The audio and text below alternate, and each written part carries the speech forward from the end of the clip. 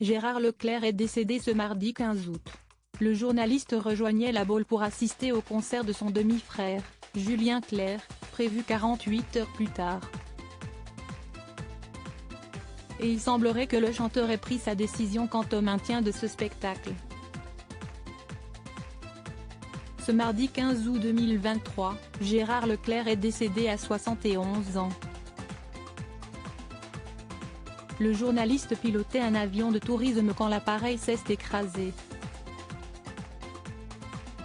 Il rejoignait la Baule, la ville dans laquelle son demi-frère Julien Clerc doit se produire sur scène ce jeudi 17 août.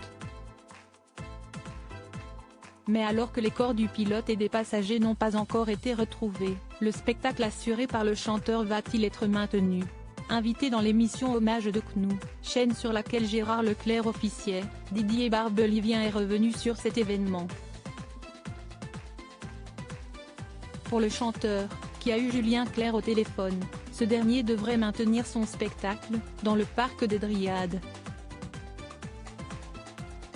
Un événement très attendu. Je pense qu'il va chanter pour plusieurs raisons, commence-t-il par déclarer, lui aussi bouleversé. Le chanteur et ami de Julien Clerc, qui a pu être en contact avec lui la veille, poursuit, je pense que pour ceux qui croient aux forces de l'esprit, il ne faudrait pas que la mort pense que l'on va reculer devant elle. Puis, je pense que ça aurait été le souhait de Gérard. Il était venu pour entendre chanter son frère, il faut expliquer ce voyage de Lavaux à la Baule, si est pour entendre Julien dans un tour de chant et je pense que fidèle à sa promesse, il voulait entendre son frère, il va l'entendre, lance-t-il. Julien Clerc est ainsi attendu par plus de 1800 personnes pour ce spectacle.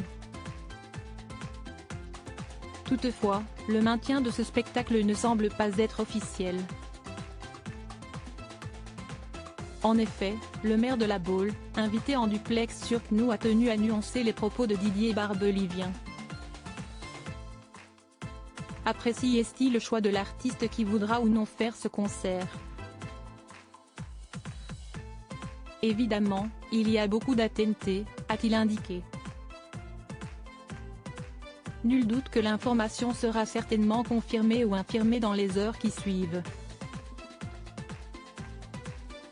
Pendant ce temps, le temps des investigations est toujours en cours. Et pour cause, à l'heure où sont écrites ces lignes, les corps du pilote et des passagers n'ont pas encore été retrouvés. Ces recherches sont rendues particulièrement difficiles car l'avion était immergé à plusieurs mètres dans une zone soumise à très fort courant, et dans laquelle la visibilité pour les plongeurs est quasi nulle, explique le parquet de Nanterre.